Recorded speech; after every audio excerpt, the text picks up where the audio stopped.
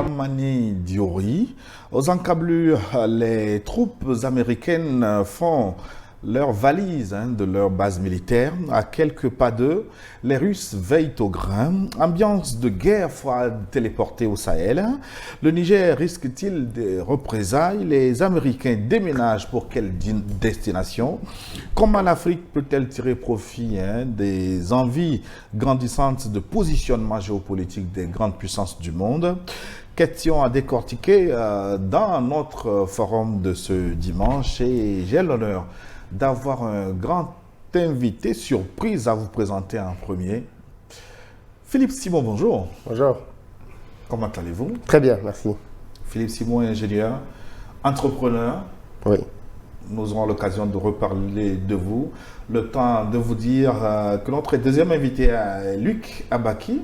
Luc, bonjour. Bonjour Gilles, bonjour à tous les fidèles téléspectateurs. Luc Abaki est journaliste, analyste politique, écrivain.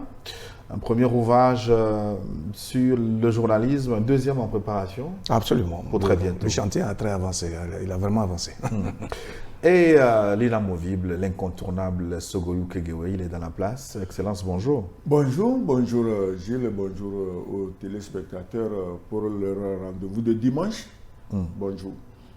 Sogoyou Kegewe, ancien ambassadeur, journaliste. Niger, les Russes pour superviser le démantèlement de la base américaine. Si vous nous suivez en direct, vous connaissez le principe, vous pouvez participer à cette émission dans la seconde partie. Envoyez-nous vos contributions, vos questions via WhatsApp, plus 228 96 08 43 43. 87 08 43 43, précédé de l'indicatif, plus 228. Mais si vous nous suivez en différé sur notre chaîne YouTube, c'est le moment de soutenir cette émission par votre pouce. Likez-la et abonnez-vous, si ce n'est pas encore fait, à notre chaîne YouTube pour recevoir nos programmes en temps réel. Et surtout, partagez cette émission pour porter loin la voix de l'Afrique qui gagne, la voix de l'Afrique qui change justement avec le jeune Philippe Simon. Philippe, vous êtes devenu en quelques années un modèle très inspirant en Afrique, alors que vous n'avez fait votre cursus, on va dire, scolaire que dans les milieux francophones en majorité. Je voudrais vous demander d'entrée de jeu, d'où vous vient ce mindset, comment l'avez-vous construit, cet esprit entrepreneurial que les gens trouvent antinomique avec le système francophone. Comment l'avez-vous constitué, Philippe Simon? Je pense que le mindset, c'est le fruit d'un parcours. Moi, je suis né, j'ai grandi au Cameroun, dans ce qui va finalement être le quotidien de beaucoup d'Africains, de la pauvreté. Mais il faut dire que quand on est dedans et qu'on n'a pas mis les pieds à l'extérieur, on ne se rend pas compte de ce que l'on vit comme situation difficile.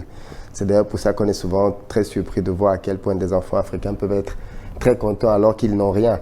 Mais c'est juste qu'ils ne sont pas conscients qu'ils n'ont rien.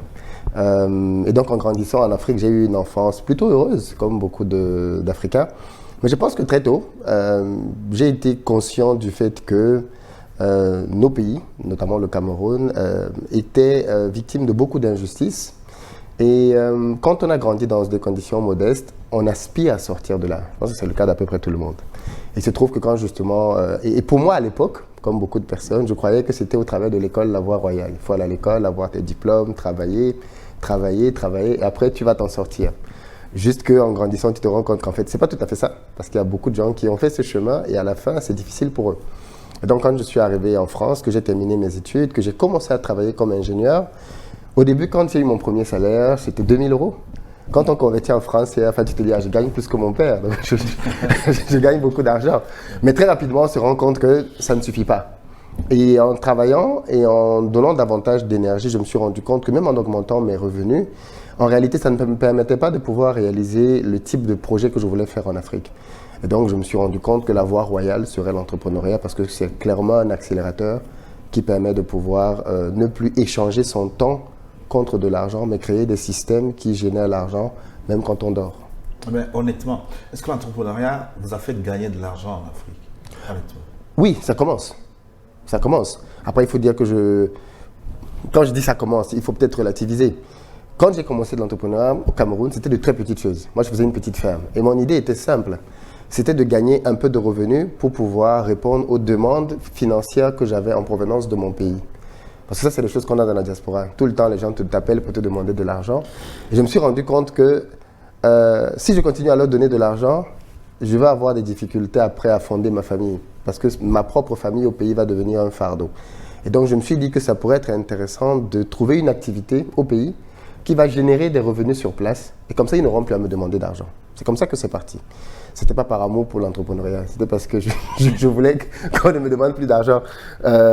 Et donc, en créant ce système, je me suis rendu compte que beaucoup de gens dans la diaspora, ivoirienne, togolais, béninois, tout le monde, quand j'en parlais, tout le monde était intéressé. En se disant, mais nous-mêmes, on veut faire la même chose, parce qu'on a tous le même problème. Et c'est comme ça que je me suis rendu compte qu'il y avait un vrai besoin entrepreneurial. Et donc, j'ai commencé à m'investir de plus en plus dans ce genre d'activités génératrices de revenus. Donc, c'est pour dire qu'au début, c'était des sommes qui permettaient de subvenir aux besoins. Ce n'étaient pas des sommes qui avaient pour but de bâtir quoi que ce soit de conséquent. Et puis, il faut dire que moi, je lis un peu, je me documente. Et mon esprit critique a commencé à être davantage aiguisé. Et je me suis rendu compte de deux choses. C'est que les marchés occidentaux sont saturés, vraiment. Quand tu penses à un projet que tu peux lancer en Europe, il faut beaucoup réfléchir. Et généralement, ce sont des projets technologiques. Donc, si tu n'as pas fait beaucoup de technologie, il faut oublier. Parce que tout ce qui est les autres types de projets, là, c'est déjà quasiment saturé. Par contre, quand je me tourne vers l'Afrique, je me rends compte qu'en fait, il y a tout à faire. Et à partir de là, je vais faire juste un switch qui va être de dire que je ne veux plus simplement faire de la subsistance. Je veux bâtir des choses concrètes. Et il faut dire que depuis que j'ai fait ce shift-là, oui, aujourd'hui, on commence à gagner des revenus de plus en plus intéressants. Une dernière question sur ce sujet. Les pays africains sont caractérisés par des systèmes politiques très instables. Les régimes changent rapidement. Il se dit qu'il y a beaucoup de corruption. La justice ne travaille pas comme il faut. Dans ce contexte-là, est-ce qu'on peut investir de grosses sommes ? Ce sont des risques très grands qu'on prend, mais à terme, est-ce que ça ne risque pas de s'écrouler dans un tel contexte? Est-ce qu'on peut investir durablement en Afrique, Philippe Simon? Les Chinois prennent les mêmes risques. Les Indiens prennent les mêmes risques. Je suis ici au Togo, je suis très surpris de voir à quel point les Indiens sont présents ici, à quel point il y a des Asiatiques ici. Et c'est le cas dans tous les pays africains. Parce que si on parle de la France, on m'a dit, bon, c'est au travers de contrats léonins qu'ils se sont installés, ainsi de suite. Mais les Asiatiques qui sont venus, et ils ne sont pas venus au travers de contrats léonins, ils sont venus parce qu'ils ont vu des opportunités dans nos pays et ils ont accepté de prendre ce risque-là. Moi, je pars toujours du principe que même quand il y a de l'instabilité quelque part, il vaudrait mieux être présent. Parce que le jour où ça se stabilise, ce sont les gens qui sont déjà là, qui vont être les premiers à pouvoir participer au nouveau monde. Quand vous êtes absent ou quand vous attendez dans votre canapé que les choses s'arrangent, prenons le cas du Sénégal. Tous ceux qui se sont dit, on attendra que les choses changent au Sénégal pour se lancer. Et bien aujourd'hui qu'il y a un nouveau gouvernement, sur qui Sonko et Diomaye Faye vont s'appuyer? Sur les entrepreneurs sénégalais qui existent déjà, qui sont sur le marché. Vous savez qu'ils vont vouloir bâtir un nouveau Sénégal. Ceux qui attendaient que les choses aillent mieux, c'est maintenant qu'ils vont commencer. Donc il y a un retard abyssal entre eux et ceux qui étaient déjà là auparavant. Donc je dis, indépendamment des systèmes qui sont instables et difficiles dans nos pays, les entrepreneurs doivent apprendre à naviguer là-dedans, parce que c'est pour ça qu'on est entrepreneur, c'est parce qu'on sait résoudre des problèmes. Il faut apprendre à naviguer là-dedans, trouver son équilibre, de telle sorte que quand les choses vont être meilleures, on va pouvoir être parmi ceux qui vont bâtir le nouveau monde. En tout cas, les téléspectateurs sont très nombreux à vous suivre. Ils auront sans doute des questions à vous poser, des questions qu'on va vous relayer dans la seconde partie de New World Forum. Revenons donc à notre sujet, le sujet du jour. Le Niger, le départ des troupes américaines après la dénonciation des accords militaires donc avec les États-Unis. La base militaire est en voie de démantèlement, la base américaine. Pourquoi les Américains ont-ils entendu rapidement raison, Luc Abaki, alors que les Français, en leur temps, ont fait beaucoup de résistance? Non, mais attendez, je pense que déjà la leçon avait été tirée par l'expérience de la France au Mali. Ça, c'est un premier élément qui n'est pas négligeable, mais surtout aussi, les Américains, je pense, ils sont d'abord dans un contexte électoral où l'opinion américaine est très, très, très regardante sur la politique extérieure des États-Unis. Et donc, dans un tel contexte, il ne faut pas prendre le risque de faire la résistance puérile qui n'a même pas de sens, en fait. Donc, je pense que les Américains font beaucoup plus preuve de maturité et en même temps d'habilité lorsqu'ils acceptent tout simplement le principe de parti, parce qu'en réalité, ils n'ont pas de choix.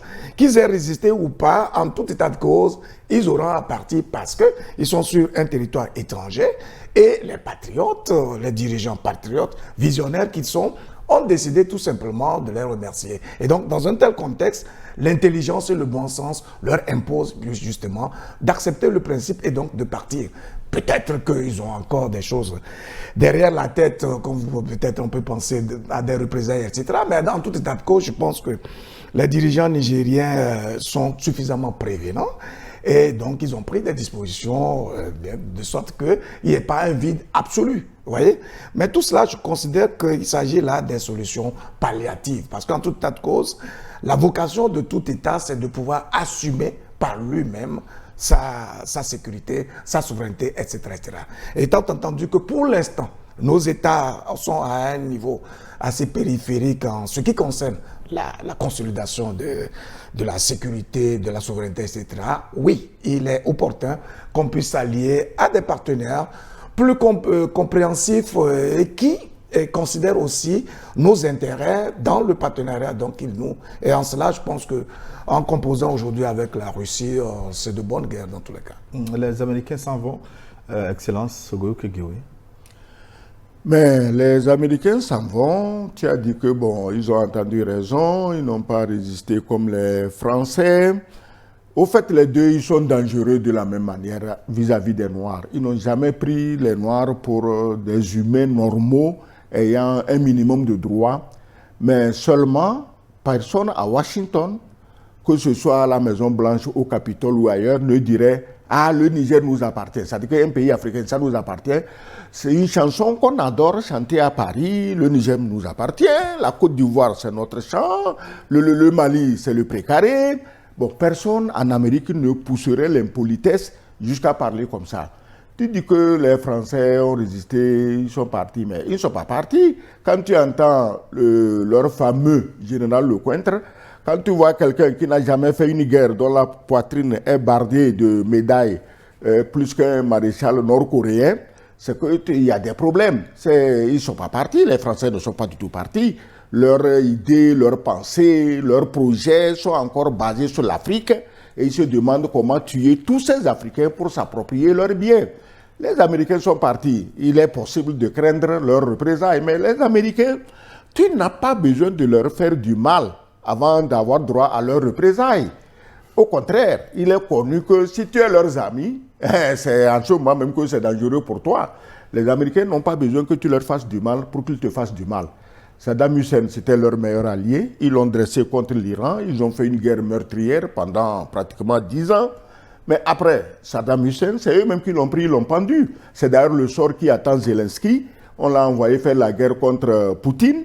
La guerre est foirée. Les Américains sont en train de se demander comment on peut se débarrasser de ce petit zozo, c'est tout. Donc, les Américains, tu n'as pas besoin de les chasser ou non avant qu'ils n'exercent des représailles sur toi. Eux, ils calculent par rapport à leurs intérêts du moment et ils vont voir qu'est-ce qu'ils vont faire pour s'approprier ton territoire. Ce qui, ils sont peut-être un peu plus prudents, un peu plus relax et ils se conduisent autrement que les Français, parce que tu as fait la comparaison. Les Français, eux autres, ils savent que sans l'Afrique, il est impossible de vivre même une demi-journée. Quoi qu'on dise. Donc, c'est pourquoi ils sont plus hystériques que les Américains, qui, eux, matériellement, économiquement, peuvent se passer de l'Afrique pour vivre. Voilà. Philippe Stimo, les Africains doivent-ils s'intéresser de près à cette guerre de positionnement entre grandes puissances sur notre sol? Oui, bien sûr, parce que la géopolitique joue un rôle fondamental dans le concert des nations. Et l'Afrique, bien évidemment, est elle-même aujourd'hui au centre d'une grosse bataille entre deux pôles. Peut-être qu'on va en parler un peu plus tout à l'heure. Donc les Africains doivent bien évidemment s'intéresser à ce qui se passe parce que ça va avoir un impact concret et direct sur la manière avec laquelle les populations vont vivre, les accès qu'ils ont sur les marchés.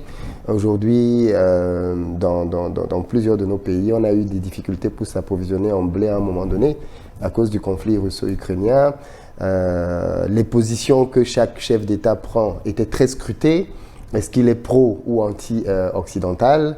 De là derrière, en fonction du camp sur lequel il se positionne, il va subir des pressions, ça va être des contrats peut-être qu'on va lui retirer, ainsi de suite. Donc oui, ce qui se passe en ce moment est inédit. C'est une seconde guerre froide, mais qu'on vit à l'ère d'Internet, ce qui fait que les populations n'ont aucune excuse pour dire qu'elles ne savent pas ce qui se passe. On en parle quotidiennement, partout. Il est très difficile aujourd'hui de cacher des choses, parce qu'il y a de plus en plus de médias libres, des médias indépendants comme le vôtre, qui ont un ton qui ne plaît pas forcément toujours, mais qui ont justement le mérite d'apporter une autre version de l'histoire. Et ça, c'est bien évidemment pour la pluralité et permettre à toutes les opinions de s'exprimer et à chaque individu d'analyser et de voir d'où vient la vérité par rapport à ce qui lui est dit. Donc oui, c'est... Mais dans cette guerre de positionnement, certains pays ont clairement fait leur choix. Au Sahel, par exemple, le Mali, le Burkina, le Niger, ils ont choisi de s'allier à la Russie. Et l'Occident est en train de plier bagages, notamment la France, les États-Unis. Est-ce que vous pensez qu'ils ont fait le bon choix? Les États en question, oui. L'avenir nous dira.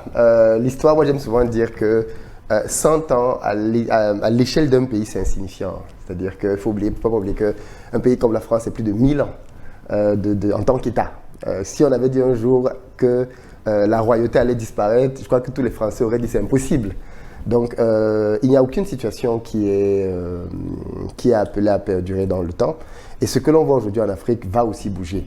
Et je trouve que c'est très bien qu'on ait des pays comme ceux-là qui osent aller remettre en question des collaborations qui, il faut le dire de manière très concrète, jusqu'ici n'ont pas eu les résultats que les Africains attendaient. Jusqu'ici, les Africains ont travaillé avec un partenaire privilégié qui était la France. Et je l'ai toujours dit, les résultats sont palpants. On ne peut pas avoir un partenaire depuis 60 ans et continuer d'être dans la misère absolue parce que les pays africains francophones sont parmi les plus pauvres au monde. Et ne pas comprendre que le système sur lequel on marche n'est pas bon. Et il faut le changer.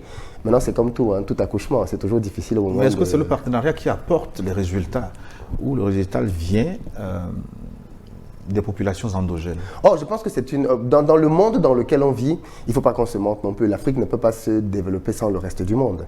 Autant les gens ont besoin de l'Afrique et des ressources que l'Afrique a à proposer, autant l'Afrique a besoin d'investissement, autant l'Afrique a besoin de technologie, parce que le centre de la technologie aujourd'hui est en Europe, mais de plus en plus en Asie. Donc l'Afrique a besoin d'aller chercher cette technologie pour son propre développement et sa propre croissance. Donc elle a besoin des autres. C'est à elle de savoir faire les bonnes alliances pour pouvoir se départir et trouver ce qui va bien évidemment lui permettre à elle de se développer le plus rapidement possible.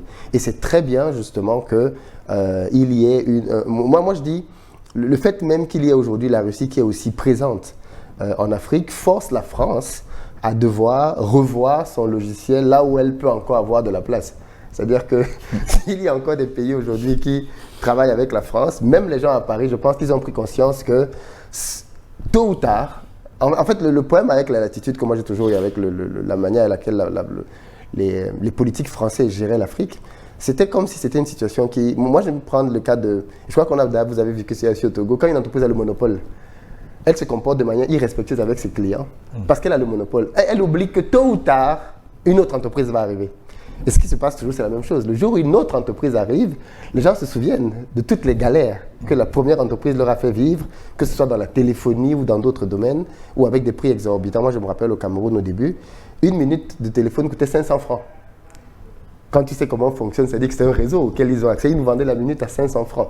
Le jour où MTN est arrivé, mais les gens sont partis chez MTN en masse. Et je pense que c'est ce qui se passe. C'est-à-dire que la France est en train, j'espère, de comprendre que si elle veut encore avoir la possibilité de rester dans un pays pour collaborer, il faut absolument qu'elle revoie sa manière de fonctionner, sa manière de faire du business et des contrats. Sinon, elle va être mise dehors dès qu'il y aura une alternative. Excellence. Au fait, le problème de la France, c'est quoi? Elle n'est pas capable de se réinventer. C'est ça. Parce que tout ce qui est arrivé au Sahel, la conclusion de la France, on va retourner les conquérir militairement. C'est-à-dire qu'on retourne aux années 60. La France, donc, n'est pas prête à changer son logiciel et à voir les Africains sous un angle où, pour se dire, bon, on peut faire des affaires avec eux, comme les Anglais font au Ghana, au Nigeria. La France, ce n'est pas possible. Elle n'accepte pas ça. C'est ça le problème. Vous dites que les Sahéliens ont choisi les Russes. Non, ils n'ont pas choisi les Russes. C'est la France qui leur a imposé les Russes. Parce que tu ne peux pas dire que tu es notre partenaire privilégié depuis 60 ans Et tu recrutes des tueurs qu'on appelle terroristes pour venir ensemencer tout notre pays. Parce que le pays, surtout une zone donnée, les 3 frontières, contiennent des richesses que tu envies. Donc il faut tuer les populations de ces zones pour que tu viennes les exploiter. Alors que rien ne t'empêchait d'exploiter ces richesses en bonne entente avec les populations sur place pour qu'elles autres aussi bénéficient de cette richesse. Non, le Français, quand il veut manger seul.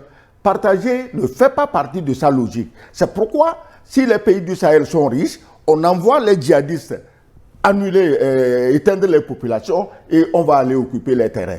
Ce qui s'est passé, la France aurait eu l'intelligence de se raviser, mais quand tu entends le contre parler, tu te dis non, elle ne s'est pas ravisée. Elle est plutôt dans la logique des années 50 ou 60, comme au Cameroun, on va envoyer du napalm, assassiner, massacrer les populations pour qu'on puisse avoir la situation en main.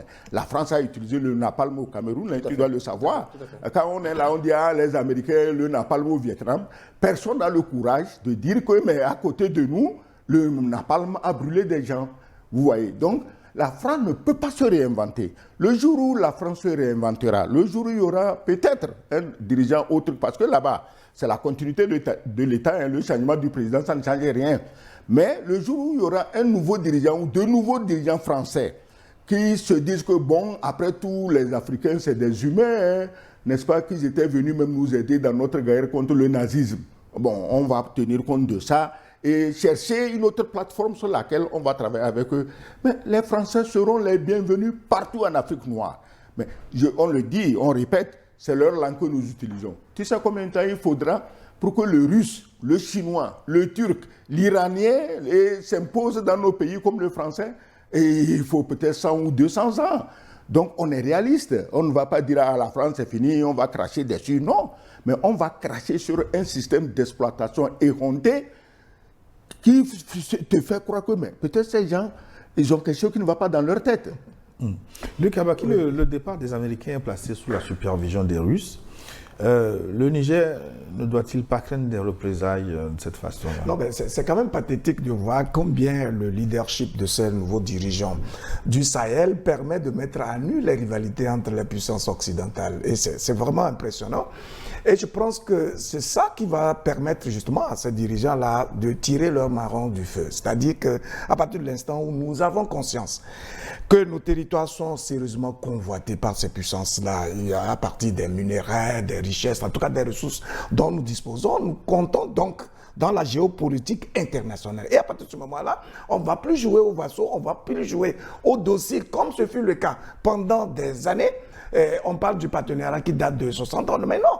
Le rapport avec l'Occident date des razzias négrières, de la colonisation, et donc pendant des siècles, l'Afrique n'a vraiment pas existé en termes de capacité à faire émerger ses idées personnelles, et donc on a vécu pratiquement par procuration. Et donc aujourd'hui, dès l'instant où on voit que il y a des leaders en Afrique qui commencent à mouvoir et à faire preuve de vision et à s'intéresser donc au meilleur devenir de leur pays, et cela provoque justement un déclic nouveau permettant de mettre à nu les rivalités, la convoitise de ces puissances occidentales sur nos territoires. C'est l'occasion ou jamais pour nos dirigeants justement de tirer les marrons du feu à partir des choix lucides et intelligents qui vont opérer, parce qu'ils savent en fait que toutes ces puissances-là ne comptent finalement que sur nos États, sur nos ressources, pour pouvoir se maintenir dans leur position de puissance. Vous voyez? Donc à partir de cet instant-là, je pense que le système, en tout cas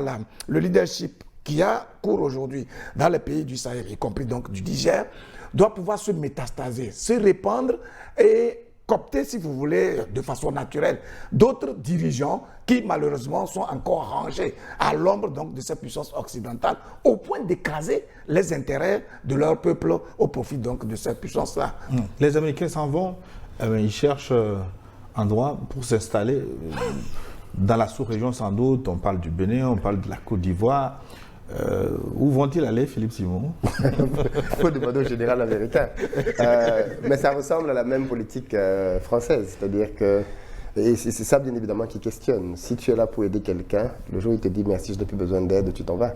Si tu essayes par tous les moyens de rester, ça prouve que ce n'était pas juste de l'aide que tu lui apportais, tu visais d'autres intérêts. On a vu ça avec la France. Et c'est dommage qu'ils soient toujours dans la logique de si je quitte ici, je vais chez le voisin, ou ainsi de suite à gauche, à droite, toujours sous le même motif du terrorisme, alors qu'on sait que ça fait pas mal d'années qu'ils sont là et ils ne sont pas parvenus à éradiquer ce terrorisme. Je ne vois pas comment ils vont aller, je ne sais pas comment ils vont justifier leur présence dans un autre pays. Mais oui, on a entendu dire qu'ils voudraient s'installer effectivement en Côte d'Ivoire ou au Bénin. Là aussi, le temps nous dira si ça va aboutir, si ces pays vont accepter cette coopération-là. Et comment ça va se faire? Est-ce que ça va être voté à l'Assemblée ou alors c'est le président tout seul qui va décider? On verra bien comment ça va se passer. Mais pour moi, c'est dommage que la logique soit toujours de vouloir rester militairement. Il y a beaucoup de manières aujourd'hui de pouvoir coopérer militairement. On peut donner des renseignements, on n'a pas besoin d'avoir une base comme c'est le cas aujourd'hui avec beaucoup d'hommes, dont d'ailleurs on a remis en question l'apport, notamment au Niger, parce que comment comprendre qu'il y ait des drones américains, on connaît tous quand même les États-Unis avec leur puissance et la force de leur technologie, et que ces pays-là subissent autant d'invasions. Où sont les drones? Comment les drones ne les voient pas? Mais surtout peu d'échanges entre... Très peu. Donc qu'est-ce qu'ils font là du coup au final? Alors que leurs drones sont tout le temps en train de survoler l'espace. Donc on questionne l'efficacité en tout cas de ce système. Ils sont venus pour secourir et protéger les terroristes. Leurs mercenaires, c'est pas des terroristes. Bon, là, non, attention. Attention. Parlons sérieusement parce que si ce n'est pas le cas, oui. Qu'est-ce qui se passe aujourd'hui au Burkina? Parce qu'on tue des terroristes, droits de l'homme, Traoré à la CPI. Et qui menace Traoré de la CPI? Les Américains et les Anglais qui ne sont pas membres de la CPI. Paradoxalement. Voilà. Donc, ils sont venus pour protéger les terroristes. Et si tu tues les terroristes, on te menace. C'est ce que Traoré fait, on le menace. Mais en fait, ils ont envie de menacer les 3 pays de ces pays. Mais ils se disent que ça ferait un peu trop gros. On va attraper un et qu'ils servent d'exemple aux autres. Mais les pays africains, écoutez, Gilles, si nous étions des gens sérieux, si les Africains à la peau noire n'avaient pas le cerveau noir et qu'ils réfléchissaient comme il faut, l'installation d'une base militaire dans un pays de la CEDEAO, par exemple, devait être réfléchie au niveau de la CEDEAO. Parce que si la base militaire est chez toi, ce n'est pas toi qu'elle menace, mais elle menace les pays voisins. C'est simple à comprendre. Même l'Union africaine, si c'était un regroupement d'Africains, au lieu d'être quelques petits lave-vaisselle des puissances occidentales, mais l'Union africaine aurait dit non, on ne peut pas mettre des bases américaines sur le continent africain sans que l'instance qui coiffe les Africains ne dise un mot. Mais aujourd'hui, tu as un petit pays dont la longueur fait 600 km et la largeur à peine 50 km, et il fait mettre une base militaire étrangère chez lui. Mais ce n'est pas lui qui est menacé, c'est les autres qui sont à côté qui sont directement menacés. Donc, dire aujourd'hui que bon, si on quitte le Niger, on va aller en Côte d'Ivoire, mais la Côte d'Ivoire va les recevoir parce qu'elle sait que ce n'est pas elle qui est menacée. Ils viennent là-bas pour menacer d'autres pays. Et la Côte d'Ivoire, qui pour le moment croit faire une très bonne affaire en suivant cette voie suicidaire, mais elle se rendra compte un jour que les Blancs n'ont pas de sentiments. Je ne sais pas combien de temps il faut pour mettre ça dans la tête des Noirs, que ces gens n'ont pas de sentiments. On n'a pas encore d'éléments concrets pour dire que la Côte d'Ivoire veut recevoir cette base américaine.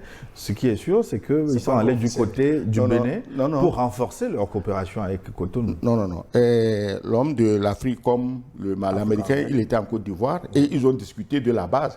Qu'elle soit installée déjà ou non, est-il que l'intention est là et que les autorités ivoiriennes sont d'accord. Ça fait leur problème, c'est leur territoire, ils sont souverains, ils peuvent faire installer des bases russes, américaines, coréennes, tout ce qu'ils veulent, c'est leur affaire, mais je dis que quand il y a une base militaire au Togo, ce n'est pas le Togo qui est menacé, c'est les pays voisins qui sont menacés. Donc les Africains devaient s'entendre, la CEDEAO devait s'entendre. Il ne s'agit pas forcément de chasser tous les colons, tous les Européens, non. Mais on peut se dire, bon, au niveau de la CEDEAO, nous acceptons 2 bases étrangères. Bon, les Français sont où? Ils sont là-bas. Les Américains sont où? Ils sont là-bas. Au niveau de la CEDEAO. Comme ça, si ces bases-là veulent mal agir vis-à-vis d'un autre pays voisin, comme ce pays relève de la CEDEAO. Je parle de la CEDEAO s'il existait, hein, je ne parle pas de la fiction actuelle, non. Mais si la CEDEAO existait, ça se passerait comme ça. L'Union africaine aussi, à son niveau, ça se passerait comme ça. Luc Abakí, si on prend l'exemple du Mali, quand les troupes françaises ont été délogées, ils ont choisi le Niger. Ensuite, ils ont été délogés du Niger. Voilà. Ils sont allés au Tchad. Voilà. Le Tchad qui n'a pas encore dit son dernier mot. Mais est-ce que ces forces étrangères vont continuer de se déplacer de pays en pays? Non, mais... Jusqu'où est-ce qu'on peut avoir une approche globale pour régler ce problème, comme l'ambassadeur le suit? Elles sont devenues des SDF, comme le disait Sucé Masra, sans domicile fixe. Mais c'est quand même curieux, et c'est d'ailleurs ça qui trahit en fait l'idée ou l'objectif pernicieux que poursuivent justement ces Occidentaux-là, qui nous ont fait croire au départ qu'ils mettaient leur base en vue de nous sécuriser. Et aujourd'hui, nous sommes à l'aise à parler des menaces à partir de ces bases-là. Pourquoi? Parce que la preuve a été établie que malgré la présence justement de ces bases, nos pays ne sont pas sécurisés. Et pire encore, les terroristes se la coulent douce et sont même protégés puisque le Mali a quand même documenté cette vie en intelligence de la France, en tout cas des puissances de l'armée française, avec les terroristes dans le nord du Mali. Et le Mali a même formulé une plainte qui est actuellement en souffrance auprès du Conseil des Nations Unies. Donc c'est la preuve établie clairement que, en fait, ces puissances occidentales prédatrices par essence, jouant leur hégémonie et leur influence et leurs intérêts justement dans nos pays, ont senti le besoin d'amener l'armée, les bases militaires, non pas pour nous sécuriser, mais justement, comme il le dit, pour sécuriser ceux-là qui vont jouer leurs intérêts, bien sûr, sur nos territoires. Et donc, leurs intérêts fondamentaux résident dans la déstabilisation de nos États. Plus nous sommes déstabilisés, nous n'avons pas des États structurés, capables de se prendre en charge, de se construire et d'asseoir les socles d'une économie et d'une croissance saine, mieux nous aurons besoin précisément de ces Occidentaux-là, sous prétexte qu'ils vont amener leur expertise dans la recherche, dans la fourniture des informations, etc., dans la sécurisation. Or, en réalité, en dessous, leur objectif est justement de nous spolier autant que possible, précisément parce que sans cela, leur position de puissance risque de s'effondrer de soi, voyez-vous. Donc, à partir de l'instant où on a l'exemple du Mali, où la France a eu vraiment du mal à repositionner ses bases, on peut se dire effectivement que les États-Unis ne pourraient pas déguerpir d'un trait comme ça de l'Afrique, sachant précisément qu'il y a beaucoup d'intérêt à jouer dans cet espace-là, et surtout qu'il y a un rival redoutable qui est donc la Russie, qui prend position allègrement dans ces pays. Il y a péril à la demeure et ils vont pouvoir chercher à reculer pour mieux sauter. Et d'où, justement, je reviens à votre question concernant les représailles, mais on s'en fout littéralement et royalement des représailles éventuelles des États-Unis, d'autant plus que lorsque vous avez en charge ou sur vos épaules la vie et le devenir des millions d'âmes, vous devez pouvoir opérer des choix en lien avec le besoin d'épanouir ces populations-là. Quelles que soient les conséquences que vous allez en tirer par la suite, même si vous devez y perdre la vie, tout le monde, ou l'histoire retiendra que vous avez fait des choix dans l'intérêt de préserver des vies humaines et donc de travailler pour l'intérêt du collectif. Philippe Simon, pourquoi les Africains, les enjeux sécuritaires sont, je voudrais dire, négligés souvent par les Africains au point que cela soit confié à d'autres puissances totalement là? De quels Africains on parle? Parce que si on regarde francophones, parce que voilà, parce que si on regarde le Maghreb, l'Égypte, tout ça, ils sont très armés là-bas. Hein. Je pense qu'il y a plusieurs raisons. La première, c'est peut-être que dans nos pays, on a eu une relative quiétude. C'est-à-dire que pendant longtemps, nos pays n'ont pas été en guerre permanente les uns contre les autres, parce qu'il faut le dire, la CEDEAO, ça a quand même été un environnement paisible. Il n'y a pas beaucoup de guerre ici. Et encore moins dans la CEMAC. Donc ce ne sont pas des zones dans lesquelles on a le réflexe de constamment être en guerre avec d'autres personnes. Donc ça fait que je pense que la surveillance est moindre. Maintenant, je pense aussi que dans le quotidien de nos dirigeants, le premier problème qui les préoccupe, j'imagine, ça doit être le fait que les populations aient à manger. Parce que dans nos pays, malheureusement, avant de penser à si tu ne manges pas, tu ne vas pas penser à te défendre. On a déjà du mal à se nourrir. Et je pense qu'une partie des budgets est certainement davantage allouée à l'agriculture, à l'alimentation, parce que ce n'est pas de l'agriculture, c'est plutôt pour importer de la nourriture, plutôt qu'à Même notre si je ne suis sécurité. pas totalement d'accord souvent avec comment on dit, ce que vous dites. Est-ce que les Africains ont faim? Oh c'est une grande question. Bon, je pense qu'il y a des études à la matière. Voilà, c'est une grande question. Non, ce que quand Moi, je n'ai jamais vu un Africain qui est faim. On présente souvent les Africains comme des gens qui cherchent. Non, il ne faut pas limiter l'Afrique, ça c'est important. Il ne faut pas limiter l'Afrique aux personnes qu'on connaît dans les capitales, dans nos capitales. Moi, il faut se souvenir que la grande majorité de nos pays vivent dans l'arrière-pays. Oui, dans l'arrière-pays, moi, je n'ai jamais rencontré quelqu'un qui n'ait jamais trouvé rien à manger de toute la journée. Non, alors quand on parle de manger, ça ne veut pas dire forcément caviar ou... Voilà ce que je voulais dire. Quand on parle de manger, on ne limite pas ça qu'à la nourriture. Moi, quand je parle de manger, je parle du bien-être de base, c'est-à-dire avoir de l'eau potable à la maison, avoir de l'électricité à la maison et avoir un revenu qui te permet de pouvoir nourrir ta famille de manière quotidienne. C'est cet ensemble-là que je mets dans manger. Je pense que la réponse même à cette question réside dans le narratif que nos propres dirigeants nous servent aujourd'hui.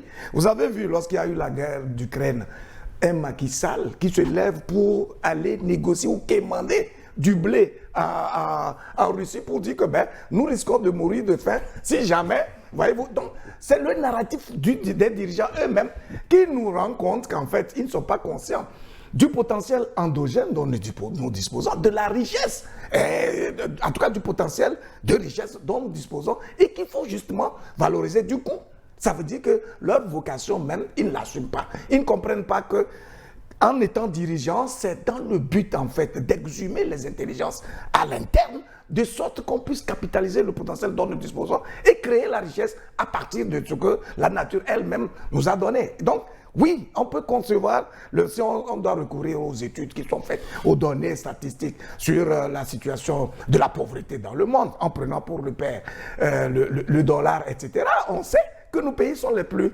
pauvres et les plus endettés d'ailleurs du monde. Bon, pas en termes de montant, mais l'impact de la pauvreté. Voilà, donc vous voyez, donc ça veut dire que c'est vrai, le besoin il est là, puisque nous n'avons pas la possibilité d'avoir une voix qui porte, parce que nous n'avons pas des armes, parce que nous ne créons pas de la richesse qui envahit le monde, comme nous importons justement les céréales et tous les produits vivriers de l'extérieur, alors que c'est nous qui avons les terres arables les plus étendues possibles. On parle de plus de 60% des terres arabes dans le monde que l'Afrique regorge. Vous voyez, donc il y a beaucoup d'éléments paradoxaux. Terre qu'on ne cultive pas. Oui, bien sûr, c'est ce que je dis.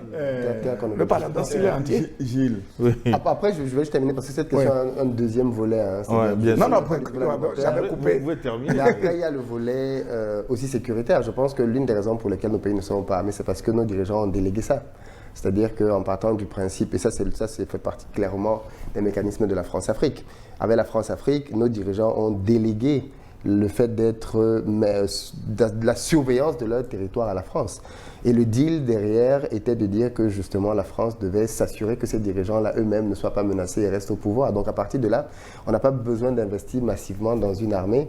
Quand on est déjà protégé, on a eu plusieurs cas de figure dans lesquels il y a eu un coup d'État et c'est l'armée française qui est revenue pour déloger le gars qui a fait le coup d'État et ramener l'ancien président. Enfin, on a vu ça dans plusieurs pays. Au Gabon. On a vu ça au Gabon, on a vu ça en République centrafricaine, à l'époque de Kolimba. On a eu le schéma à plusieurs reprises, en démontrant bien que la présence militaire française avait pour but aussi pour ces dirigeants-là de leur assurer une propre protection personnelle. Donc à partir de ce moment-là, pourquoi aller s'embarrasser? Une protection parfois illusoire parce que quand ça leur chante... Bien sûr. C'est tout le jeu de la chose. C'est-à-dire que jusqu'à quel point cette protection est maintenue, elle est maintenue tant que ce dirigeant-là joue le jeu qui lui est demandé. Aussi simple que ça. Gilles, tu as dit, les problèmes de sécurité, l'armée, parce qu'en Afrique, il faut quand même aussi trouver à manger. Mais le problème, c'est quoi? C'est que l'insécurité tue l'agriculture. Dans les zones, tu vas au Mali, tu vas au Niger, tu vas au Burkina, même au Togo, au nord où nous sommes enquiquinés matin, midi, soir par des terroristes entre griffes. Mais les paysans se déplacent. Actuellement, c'est la saison des pluies. Si tu t'es déplacé, tu ne peux pas retourner dans ton village pour exploiter ton terrain. Mais c'est la famine qui s'invite. Mais le terrorisme, c'est un phénomène nouveau. Oui, avant le terrorisme, je n'ai jamais vu de vaste plantation de terres exploitées comme il faut. Laisse-moi aller. Deuxièmement, c'est qu'en Afrique, on n'a jamais donné à l'agriculture l'importance qu'elle mérite. Jamais. Mais regarde Israël. Regarde Israël. Ben, Israël, je ne sais même pas, 28 000 ou combien de kilomètres carrés de désert. Mais va aujourd'hui dans un supermarché en France, en Allemagne, banane, Israël, avocat, Israël, ananas, Israël, grenade, Israël. Ce petit territoire désertique, ici, l'eau est tellement abondante qu'on se plaint plus souvent des inondations que de sécheresse. Qu'est-ce que nous faisons? Mais le problème de la famine en Afrique, c'est le refus systématique de 80% des jeunes de travailler les terres. Quand tu dis ça, les gens vont t'insulter, mais c'est la vérité. Oui, mais l'agriculture, est-ce qu'il ne faut pas passer à une autre étape aussi? Il faut passer à une autre étape. Je suis d'accord. Oui. Non, moi, je ne dis pas aux jeunes d'aller chercher la daba et le coucou de leur papa, non. Mais même quand on met les moyens modernes, on mobilise très peu de monde pour l'échange. Je te le dis, j'en sais quelque chose. Même si on mobilise des tracteurs, des choses, tu trouveras le jeune préfère être Zémidia à Lomé, à Takpamé, à Kwalimé, à Kara, que d'aller apprendre à conduire un tracteur pour que, bon, s'il y a des projets de l'État, puisque l'État achète maintenant des engins agricoles, qu'on place ça et là pour permettre aux paysans de les louer, mais on ne trouve personne. Et quand l'engin agricole est en panne, on ne trouve pas le mécanicien pour les dépanner. Alors, tous ces jeunes-là, pourquoi on devait se retrouver dans cette situation? C'est la situation globale dans les pays noirs, je dis noirs africains, parce que l'Afrique du Nord a d'autres contraintes. Même si elle importe beaucoup de blé, c'est parce que c'est des déserts. Tu regardes un pays comme le Zaïre seul peut nourrir toute l'Afrique. Mais on parle de quoi au Zaïre? Les gens ont faim, non, il y a la guerre, il y a les Rwandais, machin. C'est pour te dire, en résumé, que si nos pays veulent surmonter les problèmes de pauvreté, de famine et tout, il leur faut des moyens de défense adéquats pour apaiser le climat de vie dans le pays et permettre à chacun de travailler selon ses moyens. Ben Philippe, vous avez fait l'expérience de l'agriculture, hein. Vous avez tenté des choses. C'est quoi le problème? Pourquoi les Africains n'arrivent pas à cultiver de vastes exploitations, comme au Brésil, que vous connaissez d'ailleurs, hein, très bien? C'est un problème complexe. Il y a beaucoup de choses à dire là-dedans. Les gouvernants ont une grande part à jouer dans l'agriculture, parce que l'agriculture, contrairement à l'imaginaire populaire, l'agriculture coûte très cher. Tout à l'heure, on a parlé des engins. On parle de plusieurs dizaines de millions pour pouvoir apprendre à déjà acheter ce genre de matériel. En fait, le problème de l'agriculture chez nous est très profond parce que déjà, c'est un métier qui ne donne pas envie. L'imaginaire qu'on a tous de l'agriculteur, c'est notre grand-père qui est au village avec un pantalon troué. Et il faut le dire, personne en ville, quand il voit ça, il n'a envie de... Pour lui, l'agriculteur, c'est ce monsieur-là. Alors que tous les pays qui se sont développés, vous avez commencé à le dire là tout à l'heure, ont évacué les gens des champs. En Afrique, on a 70% de personnes, c'est officiel, hein, 70% dans la plupart de nos pays vivent de manière directe ou indirecte grâce à l'agriculture. Donc 70% de la main ouvrière d'un pays est concentrée à l'agriculture et 70% ne parvient pas à nourrir le reste du pays. Alors que comme pays comme les États-Unis ou la France, moins de 2% de la population 2% est dans l'agriculture, elle nourrit le pays et elle exporte. Donc ça veut dire que le problème chez nous, il est d'abord au niveau de la vision de nos dirigeants. Parce que si on veut avoir une agriculture qui est moderne, il faut déjà pouvoir mettre à disposition les terres. C'est un méli-mélo extrêmement compliqué dans nos pays d'avoir de grandes superficies. Parce que quand vous allez acquérir un engin, vous allez devoir aller à la banque pour le financer. Mais pour que la banque vous finance, elle va vous demander de lui donner la propriété de la terre. Comment vous justifiez à une banque que vous avez 3000 hectares? Comment? Il faudrait que le gouvernement soit à mesure de vous donner 3000 hectares sur 99 ans. L'État joue un rôle très important dans l'agriculture. Et tant que les gouvernants n'ont pas commencé par donner les terres, parce que ça c'est quelque chose de très important, il faut mettre à disposition les terres. Et dans la plupart de nos États, il y a des réserves foncières. Ce n'est pas comme si les terres n'existent pas. Il y a des zones dans lesquelles l'État a des réserves foncières qu'il faut mettre à la disposition des Même agriculteurs. une autre expérience, comme au Togo par exemple, les zones d'aménagement agricole planifié, l'ISA, Par exemple. où l'État aménage des hectares qu'on met à la disposition des collectivités locales. Oui, mais en fait, il faut que ce soit rentable. Pour que les gens aillent là-dedans et qu'ils s'y investissent, il faut vraiment que ça rapporte de l'argent. Donc il faut mettre des terres, il faut aller choisir les semences, parce que ça c'est un autre problème très important. Tout dans l'agriculture aujourd'hui est scientifique. Pourquoi Israël parvient à travailler dans le désert? C'est grâce à la science. C'est pas parce qu'ils sont ou le désert est gentil avec eux.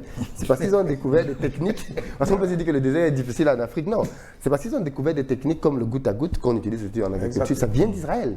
Le goutte à goutte qui consiste à mettre un système dans lequel goutte après goutte de la l'eau plante. est irriguée sous la plante. Mais pourquoi les Africains ne vont pas faire du benchmarking là-bas en Oh, il y a Israël? beaucoup d'Africains qui vont en Israël pourquoi maintenant, mais à niveau individuel. Comme moi, je suis venu, par exemple, quand il a fallu que je me forme en agriculture, je suis allé au Bénin, à l'Institut Songhai, mais je l'ai fait à titre personnel. Ce que j'ai appris là-bas, je suis allé mettre ça dans ma petite exploitation agricole. Mais des initiatives individuelles vis-à-vis d'Israël, il y en a. Même ici au Togo d'ailleurs, il y a des gens qui sont là en Il y a Israël à beaucoup apprendre de des gens. choses. Bon, on Mais va c'est continuer parce que individuel. oui, débat très intéressant, on va continuer parce que, dans la seconde partie. Mais là, nous marquons une pause. Nous attendons aussi vos contributions. Ben, je vois, ben, vous écrivez, c'est beaucoup. On va les relayer dans un instant à Philippe Simon, à nos invités, dans la seconde partie de New World Forum. À tout de suite. Hein.